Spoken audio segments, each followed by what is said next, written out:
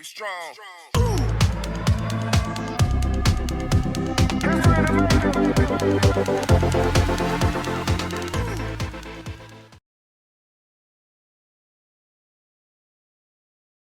Turn one, exploration, churn these fields, crop rotation, sifting meadows, elves reclaiming, Bajuka, bog drains yards away, then we cast our way into the north. Dark depths abound, the legend scores of merit lage. In its slumber, Valakut awakens, clash of thunder, the mountains crumble into rubble, flagstones split the ground asunder, plains arise, tectonic tumbler, evolving wilds fill the bunkers, we venture to the tabernacle where reliquary knights do battle with riders from the avalanches who destroy plant farm trees and ranches. The journey seeking the Mox Diamond, a piece so rare no one could find it, kaleidoscope of ancient magic to fuel their whole world's demographic. The secret to its potent mana derives from the lands that have been abandoned, where Obosh is ne'er a companion, a demon, horror, nightmare, hellion. Abruptly the blood moon arises, simian spirits pray, it guides them to the legendary Eye of Ugin that harbors alien intruders who pokes the blind eternities. Warp worlds irreversibly, except Caracas, the lone safe haven where legends unite to fight to save them. They travel to the land of Thraben to break the vault where hell has stayed in, releasing demons, plagues, and angels sworn to fend off the disdainful. But a demon's contract's unfulfilled with a chain-veiled mage who's been instilled with everlasting youth and power. Quakes the dead in a field of flowers where grass glows a bright green aura that shimmers off the lotus cobras who slither in a forbidden orchard where the demon wrestles holy torture. The grotto gathers oath of druids, 9 hermits who are nature fluent, who call forth a scape shift of magma and banish the demon in a glacial chasm. But the heat that they just seal the ground melts the age-old ice that entraps the bound. An avatar so diabolic, its reign of terror is catastrophic. Thespians have told the tale of an avatar blow with molded scales who blocks the sun and all its light, engulfing worlds in eternal night, where prairies are turned into Vesuvas, the demon shape shifts into Garuda, a kraken horror so infernal some flowers bend to become nocturnal. Changelings rampage on the islands, the waves cascade down on the highlands, the dryad arbors drown in silence, but the willows still burn in defiance. The flames contain the evil minion whose tentacles splash down from the deepness and bash away the punishing fire cast by the trackers who will not tire and fight to their death just like the Abzan. The rhino sees the mile of python who's waked its way up on the shore where it's scored then baked by a flash strip or which burst up from the sand below, from the lonely sandbar which split and throws a royal that spins a tornado that flings large sharks across its airflow. Garuda's pulled into a whirlpool by force so strong Jedi's control through the demons sealed down in the ocean as the forest morphs in slow motion. Yavin Maya's cradle gathers the vegetation left in tatters, revitalizes all its essence with misty colors effervescent. Rain falls on the vast horizon where Vasa waves her magic bident, imprisoning the demon giant within the tides forever silent.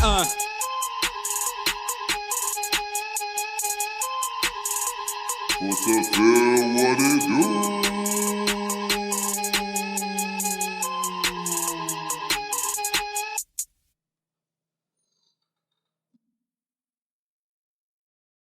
Hello and welcome to Eternal Durdles. I'm your host, Zach Clark, and with me as always, Phil Bleckman. Phil, how's it going, man? Dude, it's going great. I just lost all my money, and I need help figuring out what to play in Legacy now. Oh, man. I know the feeling. So this week, we're going to talk about budget lists. So if you've got friends who've been thinking about getting into Legacy, this is your episode. So we've got 5, possibly 6 decks that are budget friendly. That's like sub $1,600. And you got a full-ish Legacy deck that you can slowly build into, or in some cases completely the deck is set, you're good to go. The versions of these deck lists, and like 1,600 does still sound like a lot of money, and it is. But for the most part, it's like if you are a modern player, a lot of modern decks now, like there is literally a deck called Money Pile that is upwards of 3K, if not more, depending on the list that you choose. And what's cool about these particular budget lists that Zach pulled together here is they're all good to go and can be adjusted over time as like new cards enter, or if you want to like swap things around. So there's a lot of flexibility with these budget lists, but they top out around 1,600. Yeah. But they will give you options to at least get into the format if you're not already into it, or if you're looking to get into a new deck that is different from the one that you've been playing forever. These might be good places to start. Yeah, and that's kind of where I'm coming from is, when I sold my Legacy collection, I knew that I wanted to keep like 1 deck, maybe 2 decks to be able to play Legacy paper events when they finally come back around, and they have started to come back around. So I think now is a great time for people thinking about getting into the format to look and see what their options are. I think I want to start because this was my journey with Merfolk. Merfolk was my first Legacy deck. We have a link. As was mine. Yeah. Yeah. And we have a link in the show notes for all these deck lists. And at the time, it was like, Master of the Pearl Trident had just been printed. So you had kind of okay, this is basically your intro to Delver style decks. You've got Force, you've got Wasteland, that sort of thing. Now the deck has sort of moved on from the Force Wasteland pile to Force and like Chalice pile. This particular list, it runs about $2,000, but easily that's due to the Force of Wills. You could switch those for Force of Negations, and that'll bring you down a little bit. You can. I also think that the big thing here too is a lot of the money is in Cavern of Souls and the sideboard. Exactly. So you can remove 4 Cavern of Souls and just play islands until you have those Cavern of Souls. We also have the sideboard Chalice of the Voids that are also a little bit pricey. Yep. I think there is something too where this list doesn't have any updates from Neon Dynasty yet either. And there is the possibility that just adding in the new blue legendary land, Adawara, as like an additional removal spell is also totally reasonable. And that card's only like $8 or something on pre-order. Not even pre-order now, but like it's actually down to like 4 or 5 now. Yeah, there you go. Yeah, there's so many printings of it. They have 3 printings of this card, so it's like.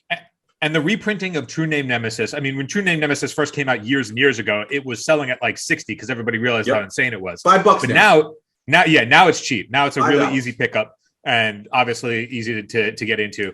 And then right in this list that you're going to see, there's 2 Theta Adele Acquisitor in there. I think that could easily become Svelen's from Modern Horizons 2. Yep. Not excellent, but definitely better than Theta here. But Svelen also didn't really ever pick up in Modern. It also isn't that pricey. So, well, what's great about Theta actually is, in this new world where they're playing, what's it called? The name of that. So you've got Death and Taxes has tons of artifacts you can go grab. You could snag your opponent's Kappa Cannoneer. And even with depending on how many Aether Vials and land you have out, you can actually cast that thing.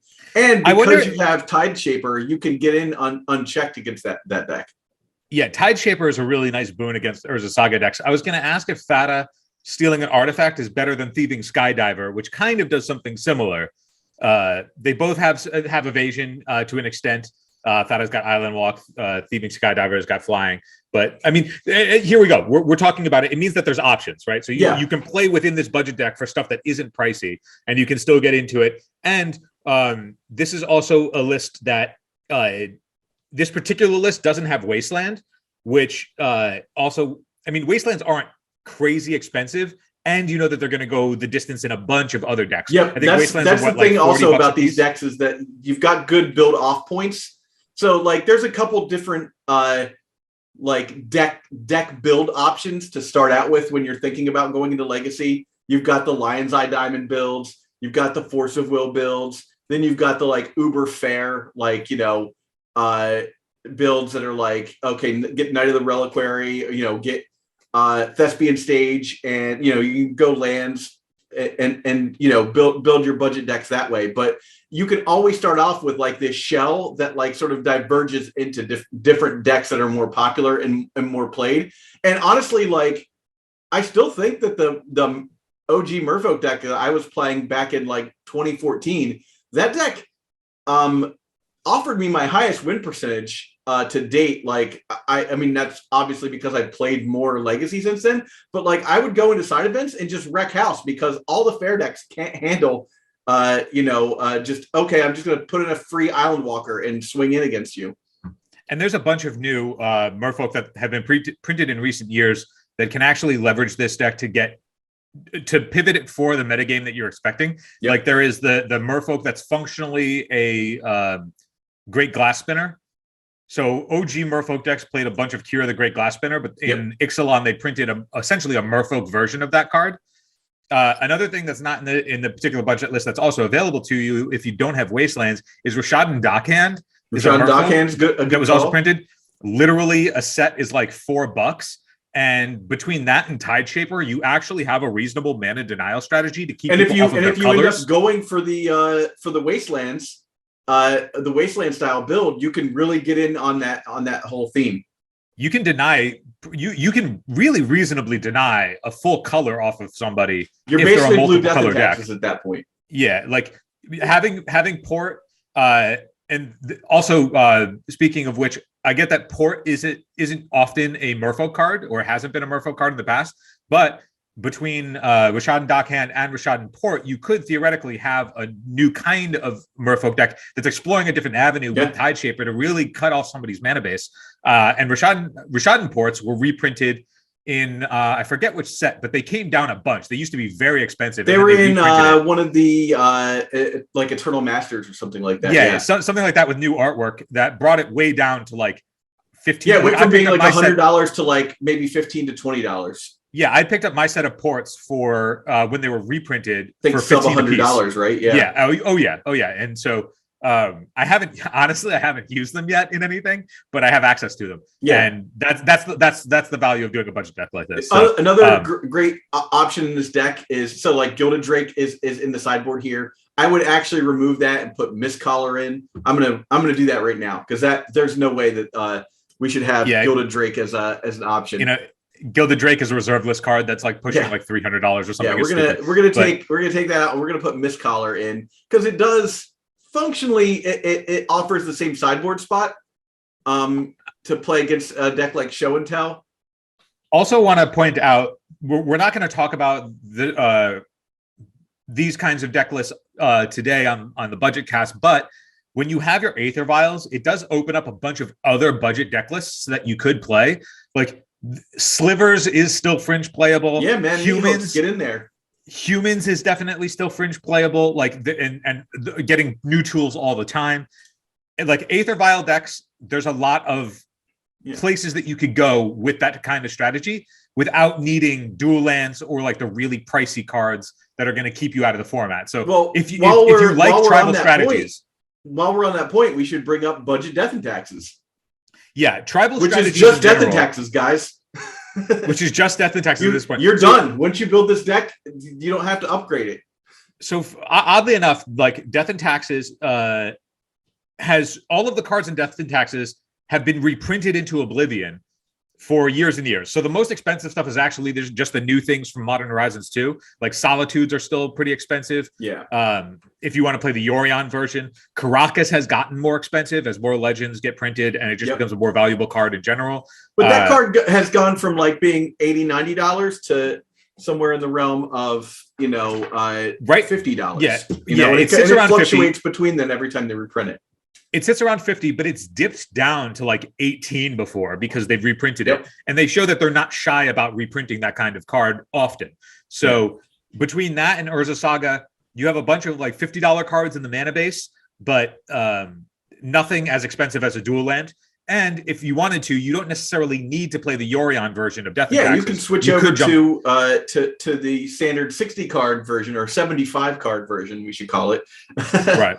Where you guys, Stoneforge Mystic is also a relatively pricey card in this list. It's hovering around $50 right now. But these are also cards that if you have played or know somebody who's played Modern, who's looking to get into the format, if they have these Modern staples, they translate over really well, and the pickup for it to adopt to Legacy isn't really that far of a stretch. And what's great about cards like Stoneforge Mystic is that if you decide, okay, like I want to see how the other half lives, and you want to play a blue deck. Stoneforge Mystic is part of Stoneblade, and whereas that's not a super popular deck, it is a different Legacy deck that you can try and play. So if you decide, okay, well, like now that I've got this deck, I see how combat works. I understand the format to a point. Now I'd like to see what it's like to cast Brainstorm, Ponder, use Force of Will. Then you can switch some of those cards in these decks over to new decks. Yeah, and a lot of these cards, like most of D&T at this point, there's pretty much an accepted stock list in the current meta, but D&T has been one of those decks that has evolved since it was first born into Legacy. Yeah, it's been around forever. It's likely going to be around forever. It's an extremely safe deck to get into if you're starting out on budget. In my time as a Legacy player, playing Rug Delver, playing Merfolk, Rogue Delver has gone in and out of power level. It's gone from tier 1, tier 0 to like tier 2 and 3 occasionally, depending on what card was printed that made the blue-red or bug versions better. And during that entire time, Death and Taxes has just been a tier 1 list. Just the whole time. Just there's different versions of Death and Taxes every time, but Death and Taxes has always been a deck that you're going to see at a tournament every time. The other thing that's nice about this particular budget list is that because it has top tier competitive quality level players playing it, because it's that good, it's that strong of a deck, there's also a ton of resources for how to learn how to play the deck properly. Yep. Who to streamers to watch who play it, streamers who do coverage of their own events to show where they misplayed and where they're still learning and why they made certain card choices and whatnot. So while other decks have fallen a little bit out of the wayside of being anything better than 2.5 or tier 2 in Legacy, unfortunately Merfolk is in that spot right now. Yeah. I mean, a single printing could pick it up, but Death and Taxes is at the top. There's a bunch of top players playing it, and you have infinite resources to learn how to really play this deck well. If you're at a paper event, Death and Taxes player, salt of the earth, man. Those people will sit down and talk to you about this deck for hours. I've never met a mean Death and Taxes player. Let me just say, though, one of my biggest pet peeves in all of Legacy, in all of Magic, is players being unable to read and pronounce Mother of Runes. It is not Mother of Ruins. It is Mother of Runes. Please, if you pick up this deck, do not call it Mother of Ruins, because that's not what it is. That's a goblin, I think. It is Mother of Runes. Like a goblin. A rune. Yeah. So, okay. So going from Death and Taxes, let's talk about the cheapest budget option you can go with that is still very much Legacy playable. You can get turn 4 wins with this deck. Budget Burn. Budget Burn. Let's move on. I don't think I want anybody playing Burn. But we can talk about this deck. Goblin Guide used to be a $50, $60 card. They've printed Goblin Guide into Oblivion. You can get Goblin Guides for $5 now. Monastery Swiftspear is like under $1. Eidolon of the Great Revel is your big budget card. It's $20, but like $80 for a playset of the most expensive card in your deck is low end for a Legacy.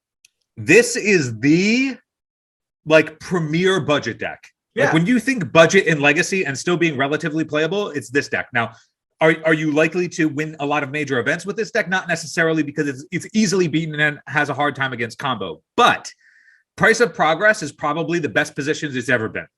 And one great thing about this deck is anytime there's a ban, this deck immediately becomes better because everyone's trying to do cute stuff, and this deck ain't cute. This deck does one thing and one thing only. And a lot of times people don't respect that, and they're trying to do 4 or 5 other things, and then all of a sudden they get Price of Progress, and it's just game over. The thing about this deck, too, is that in Legacy, it's a bit different from Modern Burn, where all of your spells more or less do the same thing, and a lot of your spells are going to be pointed at creatures because it's a more creature-centric format. Burn in Legacy is a lot closer to combo than it is to aggro. You're usually setting up a turn where you're going to be combining a bunch of spells together to get the kill, particularly because you're a Monastery Swiftspear, so you're playing Prowess, but also because you're able to float mana and use Fire Blast and really interact on the stack and catch people in obscure timing scenarios. So the nice thing about Burn, other than the fact that it's cheap, is that the floor on how good, the floor on how bad it is extremely high. But although the ceiling on it, on how good it can be, is also fairly low. But the gap of, at worst, you're going to get a bunch of free wins because you're just chucking burn spells randomly at your opponent's face. But then as you get better, this can be your secondary deck. This is a $200 deck. It's fairly you can pop this as you can just get one of these other decks and then get this to learn how to play against burn. This can always be just a stock list that you have ready to go. And I don't know, man, there's something to be said about a deck that doesn't have to play any fetch lands or duels or worry about other colors. It's just 19 mountains, go. This is one of those things where if you are playing Searing Blaze or a version that plays Searing Blaze and you need the landfall, then you're going to want fetches. But at no point you don't need to play that version of the deck. So if you want to keep your budget down, you can absolutely do that if you don't think you're going to go into a meta with a ton of creatures. I will say this about Burn though. When like a legitimately strong player picks up Burn, it can be terrifying. Yeah. Because there is nothing scarier than a Burn player with patience. And that usually is counterintuitive to like the play patterns of what Burn wants to do. But when you have a patient Burn player that really picks their spots and understands how to navigate a matchup, it's not a matchup that people often respect. Dude, but it's the a guy matchup who doesn't play into my dazes is generally the guy who beats me. It will punish you so hard if you don't respect Burn. Even though you don't necessarily need to prepare for it, if you don't respect it, it will destroy you. There was a player who at GP Atlanta that Cyrus won, who top aided with Burn, and it was during the Ren and 6 Rug Delver era, and he pointed out that he would play patient because he's playing mountains, right? So he's not going to get wasted off of his mana sources, and he would just ensure that none of his Burn spells ever traded for a Spell Pierce. He was like, I'm never going to let those cards be live, and I'm going to win because of it, because they can't kill me fast enough. Because all of my stuff will kill all their stuff. This was before Murktide Regent and everything. And they were players weren't like some amount of Goyf, but not a ton. And you could also race a Goyf. It's a lot slower. Yeah. But I actually ran into experience recently at the local where a player named Sam, he's there every week. And often he's playing like 4-color Yorion piles, like really grindy control decks. But he has Burn as a secondary deck, and he'll pick it up every once in a while.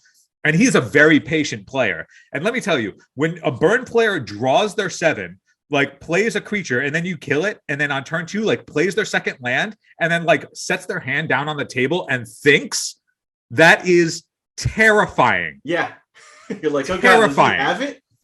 I'm like, I joked with him afterwards. I was like, I can't imagine what the experience would be like if you had a Dark Ritual on the stack. Yeah. Terrifying. So yeah, Burn is definitely a good budget place to start especially if you are into that type of deck. If you like combo, it's a little bit looser than combo, but it's close. So before we go too much further, I want to bring up, you're seeing all these lists on Moxfield, obviously, and I wanted to bring up our sponsor, Moxfield, which is quickly becoming like the choice for where you want to put your deck lists at. And I've been using it for almost 4 years now. It's created by my friends Harry and John, and they've added format support like pre-modern, old school. Obviously, they have legacy, and it's already the best place to share like your EDH lists and whatnot. But it's also a great place to add in your legacy lists and chart your collection. All the competitive formats are supported, and you can also follow other users and like see what deck lists they're adding, and you can also comment on them. People write primers for their decks and stuff, so it's a really great place, just as a clean website to have all of your decks at. And they've made sure that it works really well on every device. Like you can use Moxfield on your computer, you can use it on your iPad, you can use it on your Android device, on your iPhone. It works all over the place. So you can support the cast in a really great way by just going to moxfield.com and signing up there and checking out the site. Yeah, I started using Moxfield after you turned me onto it, and it's going to be the spot where I'm just going to put deck lists for anytime somebody asks me about a deck list that I play on 90s MTG, or if they see an event that we're at, or if I'm playing at the local or whatever, and somebody asks me for a deck list. If somebody reaches out to me on our Discord and asks for a deck list, if anybody asks me for a deck list, I have them all, and I'm going to put them on Moxfield, and that's just where it's just easy to see, because rather than like ship out lists or whatever, it's just easier to tap a link, and all of that stuff is in our description below. So hit it up. Yeah. All right. So let's talk about Budget Infect. This was the deck that I pivoted to from Rug when Rug started getting when Rug started suffering in the metagame. I would switch over to Infect because it played a lot like Rug Delver played, but it offered a combo kill. Yeah, so this is the first deck list where you like budget is actually making a concession Yes. For what you would be ideal for Legacy. So in this list that we have linked, it has 4 breeding pool, and obviously it would just be better if that was 4 trop. Yeah, so, you would. I mean, in an ideal world where you have infinite money, you'd switch these up for trops, and honestly, that's the deck. The only other real expensive card in the deck, other than like I guess Force of Will. I mean, the thing is that like once you have your Force of Wills, you can just you'll be able to use them and everything. But the only other card that's like kind of specific only to this list that it doesn't transfer over to anything else is Inkmoth Nexus. But it's $50-ish, $55 or in that range. Pricey, not as pricey as a dual land. And then what used to be the other really expensive card, no longer the case, is Noble Hierarch. Noble Hierarch used to be like $80, $14, and now Berserk has been reprinted into Oblivion too. Yeah, but this only plays 2 Berserk, and Berserk is like $30 too. So it's like as a 2 of, it's not huge, and it's also like the biggest payoff to the deck that's going to get you a bunch of wins. So all in all, like this deck is also very cheap, and the only concession that it has to make is the swap to Tropical Islands. But this is a combo deck that isn't really looking to go long to begin with, so that's not going to punish you as hard. The one thing I'll say about this deck too is if your meta is full of people playing Chalice of the Void, a lot of people think Chalice of the Void is good against this deck because it does have a lot of 1-ofs. But your threats are so diverse in 1s, 2s, and your Inkmoth Nexuses, and then you're playing Invigorate. So you can really you can keep playing after someone Chalice of the Voids on 1 and not even really worry about it too much. The other thing is you have a Viridian Corruptor main deck in this deck, so you can get around it by Green Sun's anything for a Viridian Corruptor. Other cards that you can that are great in this deck is like Green Sun Zenith into Dryad Arbor if you just want to like get ahead in the land situation. And honestly, this deck is just a tempo deck that has a combo kill. Like you're still playing the counterspell game. You're obviously playing the Protect the Queen game. And for me, like this was one of my favorite decks to play when I wasn't sure what anybody else in the tournament was playing, because it has game against everybody and no one's out and out prepared for Infect.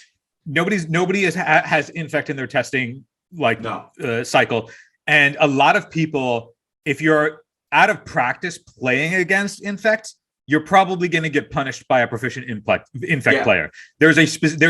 Each deck has very specific ways that they need to time when to cast their spells against Infect. Otherwise, they'll outright kill you. An example is if you are playing a Lightning Bolt or Swords to Plowshares or any type of just 1-for-1 removal spell, never try and do it in combat. You will die. That's the thing about this deck too, is that like your common magic knowledge is like do everything at the last second, do it all at instant speed. And that is objectively wrong if you're playing against Infect. Yeah, in a lot of times, if they are able to go into their combat step and are declaring attackers, you want to let them punch you in the face before removing their creature. Yeah. Or if they go for a huge haymaker where they actually dump resources. But a lot of Infect, and why it's an interesting deck, is because a lot of the choices that the Infect player is making and the opponent is making is when to maintain the tension and when to release it. Yep. And a good Infect player is going to be able to navigate when to present and maintain a lot of tension in a game state just to get in a couple of extra points of poison. So it's a really interesting deck to play. Just a quick side step from budget, because I'm curious, because you brought up Chalice. Yeah. Has anybody in the Infect community experimented at all with Allosaurus Shepherd as a way to just make your deck uncounterable? No, I mean, I haven't at all. The reason why is because, then you've got yet another creature without Infect in your deck. And then you're like, okay, well, now I'm at a weird point where I have like 2 Noble Hierarchs out and an Allosaurus Shepherd, and my opponent's destroyed all my other creatures.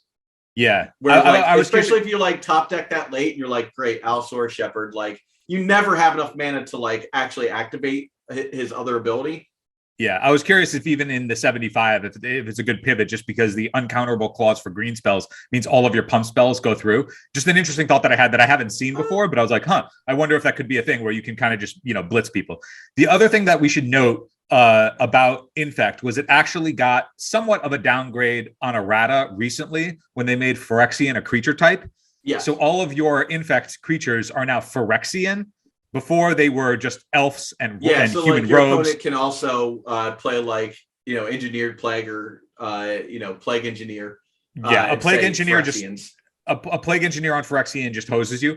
One thing that is interesting though about getting into Infect now as a budget deck list is you're pretty much guaranteed to get more Phyrexian or Infect. I mean, you're always going to get more pump spell support. Like eventually, if they just print better pump spells, but with all of the teasing of Phyrexia, the Praetors on each plane, we're going to go back to new Phyrexia at some point, and it's possible that we get Infect again and more Infect players because they've also teased on a couple of creatures. I remember there was the creature that was like 1 in a green for a 1/3, and it said whenever a creature with Death Touch hits, they get 2 poison or something like that. So they've teased a bunch of Phyrexian and Infect over the last couple of years, and so also, we're going to get some more. To that point, Phil, on the Phyrexian thing is like, why play Allosaurus Shepherd when you can slot in like a one of Cavern of Souls, Oh yeah, it was something I was thinking about back in the day that I didn't want to do because it's like, okay, like it's only going to affect like one of my creatures because even Noble Hierarch is a human,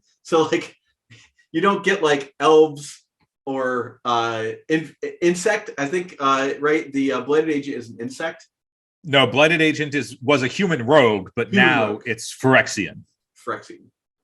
Yeah. So this is us talking legitimately about ways that the deck does have avenues to build. You could switch it up. So it's an interesting budget deck list, and the only concession that you have to make is, as with most often the case, is in your mana base with the breeding pools versus the drops. But otherwise, the rest of the deck is all the same. All of the cards specific to Infect, like Invigorate and Vines of Vastwood, like those cards are quarters. Yep. And the price on this particular list is only $1,400. So like you're slipping in a little under that $1,600 range. And then you have to obviously breeding pools, stuff like that. You're going to want to make your upgrades as you get better, as you make your wins and stuff. Saved up that store credit and trade it in. And we're talking about this budget deck list. When you look at the list that we have shared in Moxfield here, there is one thing that I know is going to be glaring for a bunch of people. It certainly does for me. I understand that this kind of deck list, it can be okay because it's looking to both combine creatures and spells, and it's a combo deck, but it's also a tempo deck, and there's a lot going on. I get it. 3 Ponder looks so weird. And you can always remove that scale up if you want, but scale up is pretty good at times. Nobody's faulting you if you want to swap the second spell Pierce for the 4th Ponder. I would actually probably remove 1 Vines of Vastwood for the extra Ponder. There you go. Yeah. If you need the 4 Ponder, if you're like me and can't leave home without your 4 Ponder, make the swap. Final thought on this deck. Every time they produce a pump spell that's like +2/+2 plus random effect, like that is a thing that is a possibility in this deck, as like as far as the green spell is concerned. Because we had Blossoming Defense is a recent one that people had been throwing around. I saw people were using Snakeskin Veil just because the pump spell is a +1/+1 counter, so it sticks around. Exactly, yeah. All right, so let's talk about. So this will be the final deck we talk next to final. One more, next to final. Second to final deck is a deck that doesn't need any upgrades, and it's running at about $1,300 right now, and that is Death Shadow. If you play Modern Death Shadow, you pretty much are playing Legacy Death Shadow. Yeah, at this point, this deck plays four Water Graves, and guess what? That's what you're playing in Modern. You actually want the Water Graves here. Yeah, there are most Legacy Death Shadow decks will have like a underground, like a singular underground sea, as a means that they can fetch colored sources without actually shocking themselves. That's not necessary. Yeah, it's nice to have. It's rare that you need that. It's not required. And here's the thing: this deck also isn't playing red the same way that Modern does, and Modern has like Ragavans right now, where this deck does not. Yeah, everything in this deck, for the most part, that's like aside from Force of Will, is legitimately budget. Like it's like legitimate, no expensive cards in this deck list. Yeah. So and you can make some easy switches here. You can add stuff like Stifle into the instance pile, and go with a more like Fun Police style deck. It's also slightly better against combo decks. You're already running 4 Thoughtseize, so you already have game against those sorts of decks. And if you want to know where this deck is, like how legitimate Death Shadow can be, like it's obviously gotten worse against Death and Taxes because now they have 8 Swords to Plowshare effects, and it's tough to like get through stuff on the ground like that. Death Shadow shines against combo decks. It's very good there between Force of Will, Daze, Thoughtseize, which you already want, Stubborn Denial, which this deck has to play because it's playing a bunch of fatties. It's very good against combo. If you go up against the Reanimator all day, it's really good against because you're already your life total doesn't really matter, you know? Yeah, you're less interested in grinding with this deck and very happy to play against shit like Doomsday because you can fight over that and you hit them hard with a fast clock. You disrupt on multiple axes, not just the stack, and that's really important. This is the deck that I switched to when I sold most of my Legacy collection. I owned 1 Underground Sea, and then I made this green because I still had the Berserks, and so you can really get people with like Death Shadow, Berserk. Like, take 22 damage, off of my 11/11, stuff like that. So this is a great deck because you have a lot of funny options that you can pull around, and it's a classic Delver of Secret style deck where you have a lot of, you have the Brainstorm Days, Force of Will, Ponder package, but then you have stuff like Snuff Out that's like super unfair if your opponent's like, I'll put out. What is it? What's that new angel that just came out? Sarah's Emissary. They're like, I'll reanimate Sarah's Emissary, and you're like, okay, snuff it out, swing in and kill you.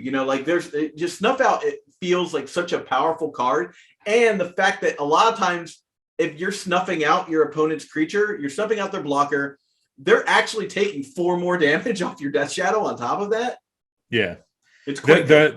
This has the classic. It's like the entire deck can operate exactly how it wants to on 2 mana. Yeah. Like if you never hit your 3rd land drop in this deck, you're totally fine. You can operate. Yeah, and that's a lot of where the strength comes from. You will daze to put a land, you'll daze a spell over casting days almost every time just to have an extra card in your hand for when you brainstorm and shuffle that extra land away. Daze also has the utility of picking up a Watery Grave so you can shock yourself again to get down for Death Shadow, which is functionally a pump spell for Death Shadow. Yep.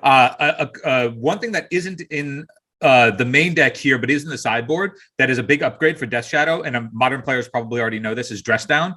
Dress Down turns your Death Shadows just into a 13/13 for the turn. Whoops, I win. Which is a really big deal, and is something that you could play around with if you think you're going to run into a lot of Urza Saga, if you think the meta that you're going to walk into is going to have a lot of D&T. Dress Down is a house against those decks, and is just cheap. Excellent. Excellent for what you want to do. $3? Yeah, like $3.50. So that's a card that you can slot into the main deck because it also draws a card.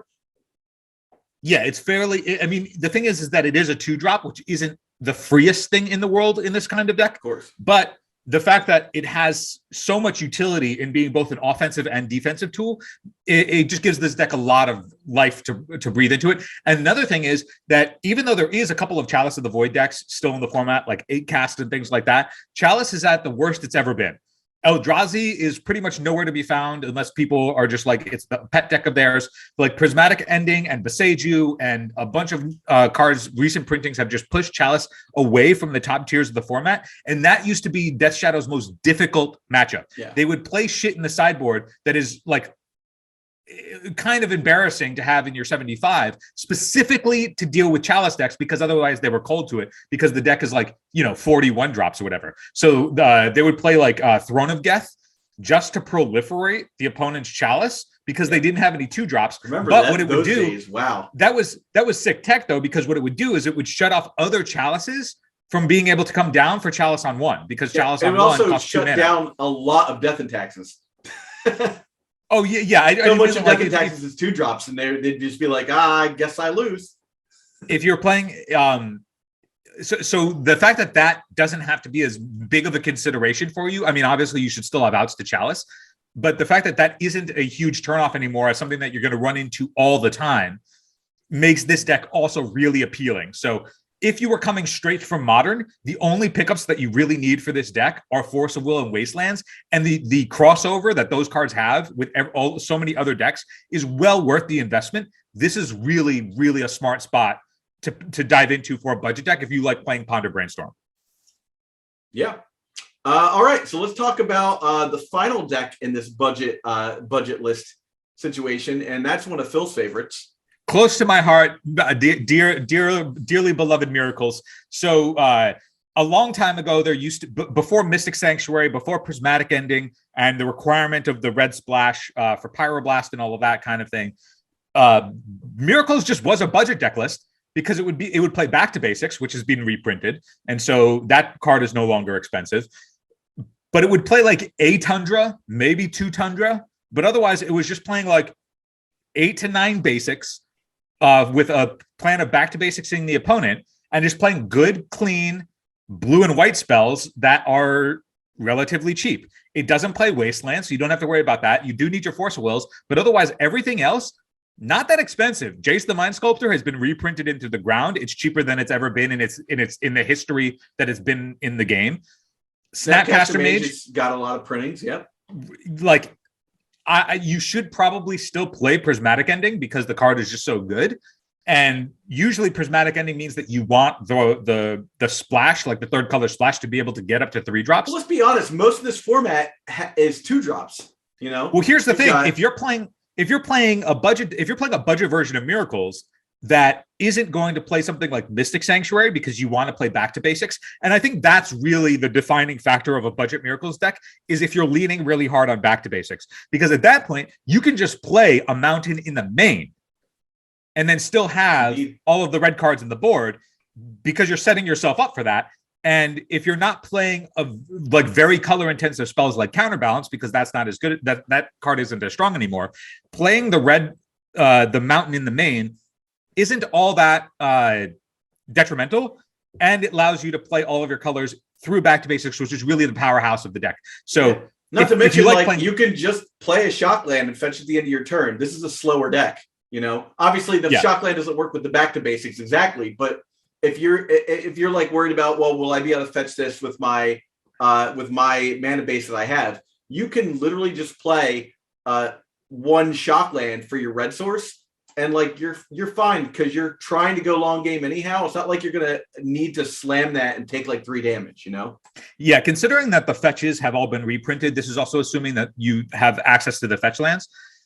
Between Prismatic Vista is also a really nice upgrade for budget Miracles, because if you're playing so many basics, being able to play functionally 8 Flooded Strand in your deck is really, really good for that kind of list. Yeah. The other thing that is interesting too is there are a bunch of other fringe playables in Miracles that have been around for a very long time that aren't as good, but aren't embarrassing either. Like, you can still play Council's Judgment and it's not embarrassing. You can play Unexpectedly Absent and it's not embarrassing if you're on like a Predict build, which is also totally reasonable.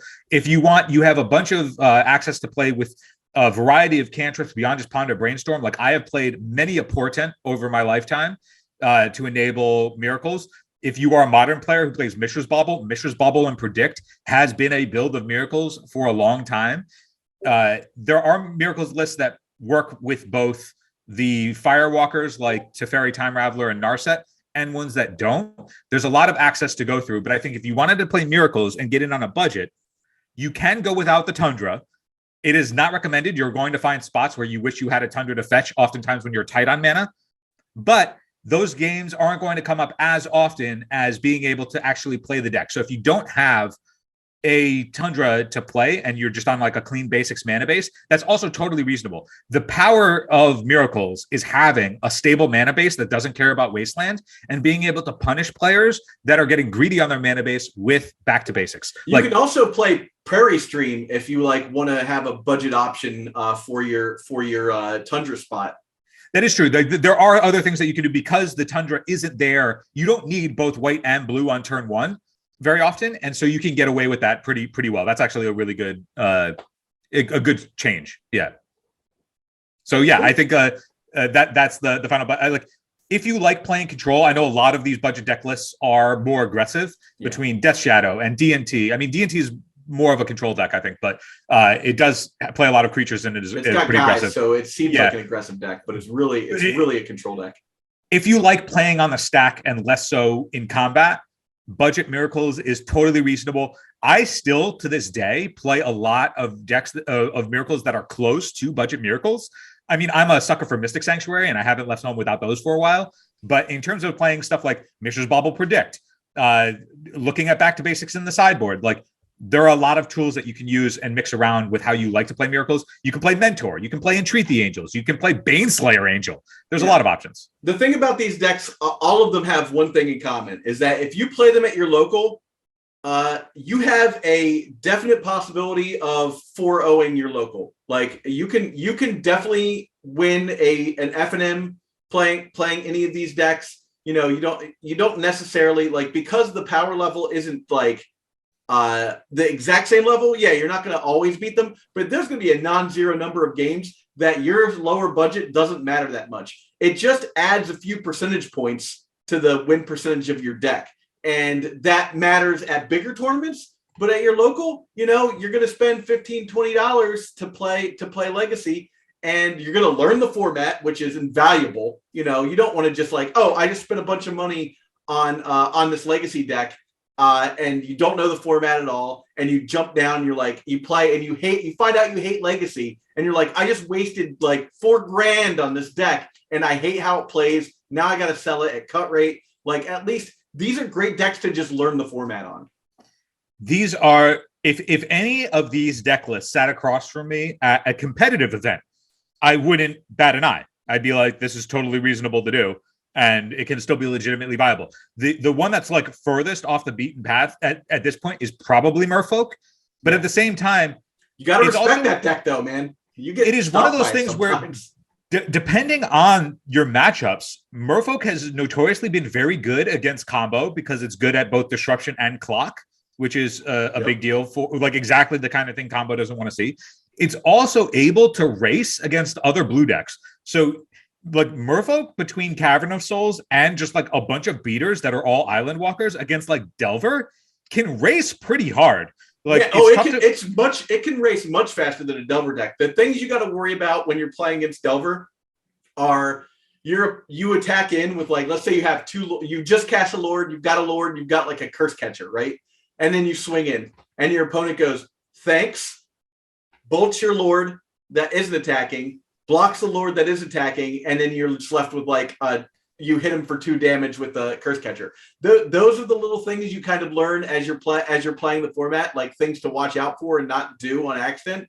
But like overall, that deck, especially because of Tideshaper, that deck's whole game has changed to being like a dog against Death and Taxes. Now it's actually like quite good against Death and Taxes because you're not casting a bunch of instants and sorceries. You're slamming dudes.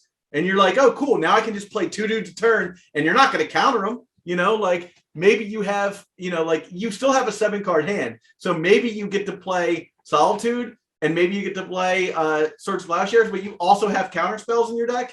So yeah, you can really wreck shop with against a fair deck with Merfolk as well. Merfolk is kind of the ultimate budget list as far as I'm concerned.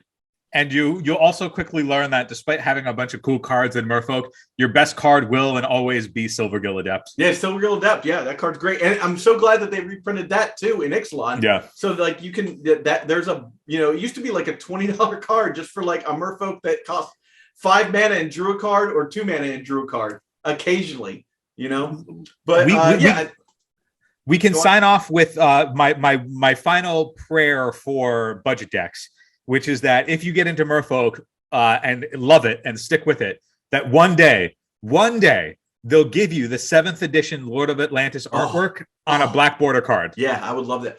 You can get it on a foil Lord of Atlantis. This is the budget cast, like my guy. $500. Yeah, it's only your paycheck. That's all. That said, I want to quickly thank all of our Patreon supporters. That's going to help us create more content. You're seeing we're bringing up the content. We're pumping it up a little bit more often. We want to thank our sponsor, Moxfield. If you haven't already, join at moxfield.com. What else? We've got merch. We probably have merch in the thing below. I'm not wearing it yet because it's coming in the mail, but we've got backpacks, we've got phone cases, we've got fanny packs. Oh yeah, you got to get your fanny pack piece. And all with the new logo too. So hyping up the new logo. Hope to see you guys wearing it at the next big event we go to. Get your forking fanny packs right now. I'm hyped to go to an event with my Eternal Durdles fanny pack. It looks amazing.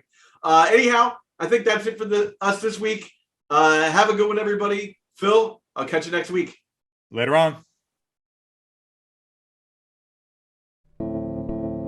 Hey yo, what up? It's Fortune Phillip on the track. I'm here with Dukes on Twitch, and we about to break it down. What it do? Green Sun Zenith, finding Dukes on Twitch's creatures. Green Sun Zenith. Green Sun Zenith, making Dukes on Twitch a genius. Green Sun Zenith. Green Sun Zenith. Green Sun Zenith. Green Sun Zenith. Green Sun Zenith, making Dukes on Twitch a genius. Green Sun Zenith. Yo, Dukes all over Twitch, playing Maverick like a maestro. Give the man a Dryad arbor, Green Sun's out at night. The reliquary are requesting beast for the beats. While you seethe in your seat, staring at his gaddock teeth. You can't breathe cause you're getting choked, blast you in the zone. Call him Shang Tsung cause he's got a cabin full of souls. Wasting all your lands, excavate them, guarded Thraven's graves, arranging mammy napping till he wakes you for a bane slaying. He's liberating outlands like a night of autumn. Trading swords for plows, endurance flips you to the bottom. Go and wait on under with the Dukes. Welcome to Australia. He collected wins like an oof paraphernalia. The birds of paradise flying over the savannas, where Dukes is walking proud, balling out in regalia. He's the noble hierarch held in Gaia's cradle, gazing up upon the skies where he sees his savior. Green Sun Zenith, finding Dukes on Twitch's creatures. Green Sun Zenith. Green Sun Zenith, making Dukes on Twitch a genius. Green Sun Zenith. Green Sun Zenith. Green Sun Zenith. Green Sun Zenith. Green Sun Zenith, making Dukes on Twitch a genius. Green Sun Zenith.